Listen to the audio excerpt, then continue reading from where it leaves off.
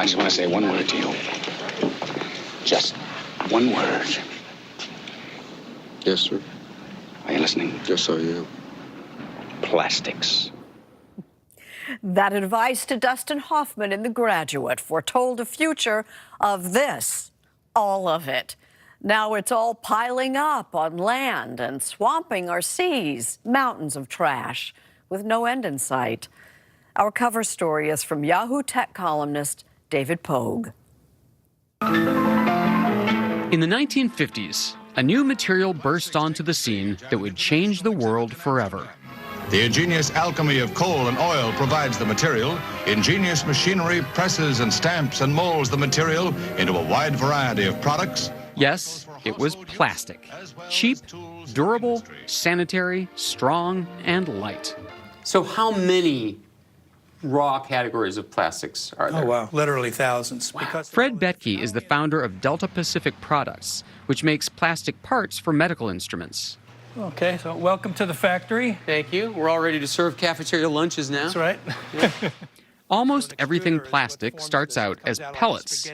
They come in every color under the sun, which is why Betke keeps them carefully in separate boxes. So what will you pay me not to dump some of this in? Please don't do that. Delta Pacific's clients specify the exact design of the parts they want. Here, hot plastic gets injected into this heavy steel mold. Later, it comes out as something like this. After 65 years of making plastic, we've pretty much mastered the art. What we haven't yet figured out is what to do with plastic once we're done with it. It lasts a really long time. It doesn't biodegrade, so it just sits there. Roland Geyer, professor of environmental science at UC Santa Barbara, has studied how much plastic we throw away. We have statistics reaching all the way back to the dawn of plastic mass production, 1950. And if we add it all together, it's 8.3 billion metric tons. So if we take that and spread it out evenly over California, the entire state of California would be covered. And that would be an ugly sight. About 70% of our discarded plastic winds up in open dumps or landfills like this one. So, plastic bag, probably used once between the cash register and the car. And then how long will it be here in the landfill? It will be with us for hundreds of years. But some plastic winds up in an even worse place, the ocean.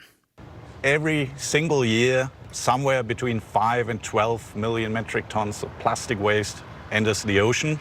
Plastic in the ocean has a tendency to break down into ever smaller pieces, and these tiny pieces then get taken up even lower down in the food chain. So we know that it ends up on our dinner plates. There's plastic in my food? There is plastic in your food, plastic in your sea salt, and there is plastic coming out of your tab.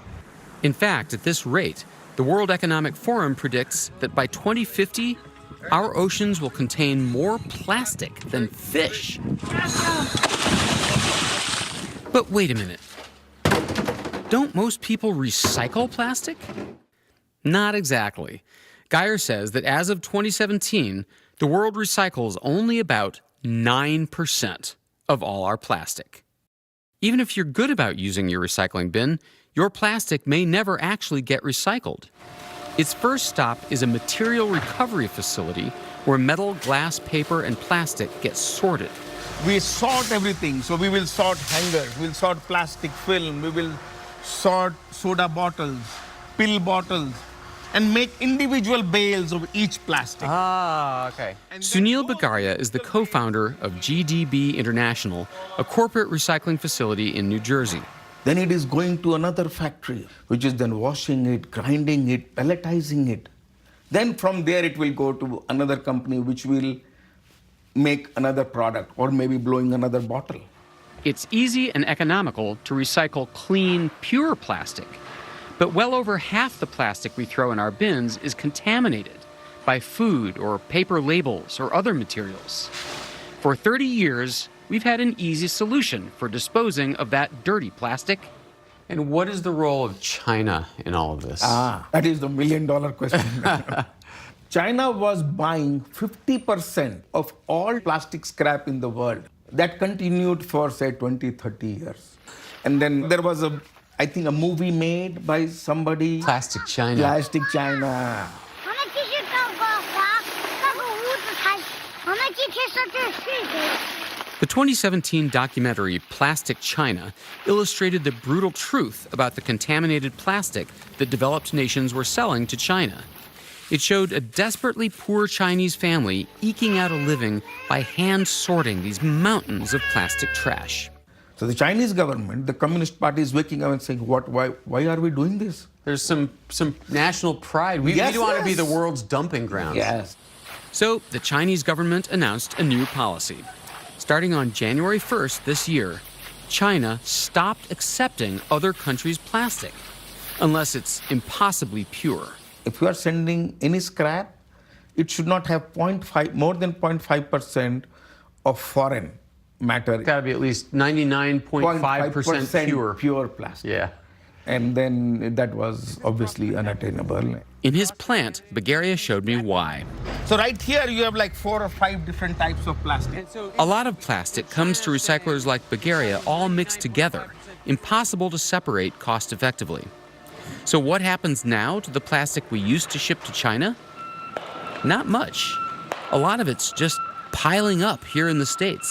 We still have large volumes of the types of plastic that nobody will buy, sitting, waiting for somebody to buy them. Clay Warner is the recycling manager at Garton Services in Salem, Oregon. And then you have to decide how long you're going to hold on to it before you end up throwing it away. The town had to ask the public to stop putting certain plastic types into their recycling bins. First initial reaction from the public was outrage. What do you mean we can't recycle these plastics?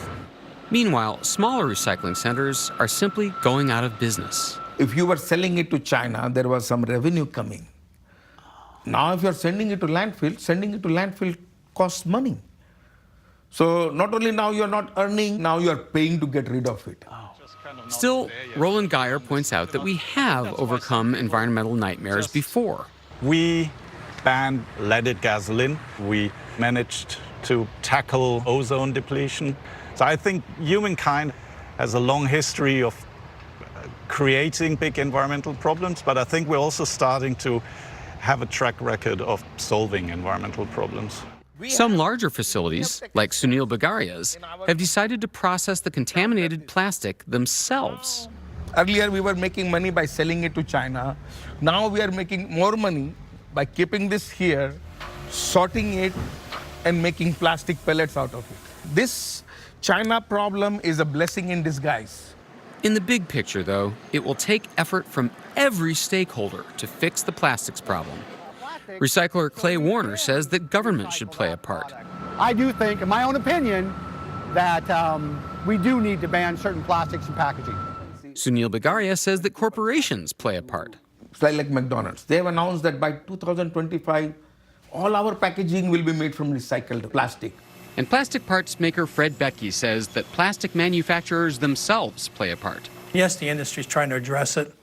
Polymers are being developed that, you know, the knives and spoons and forks that we see in some of the fast foods, they've gone to those polymers, which are biodegradable. It has to happen.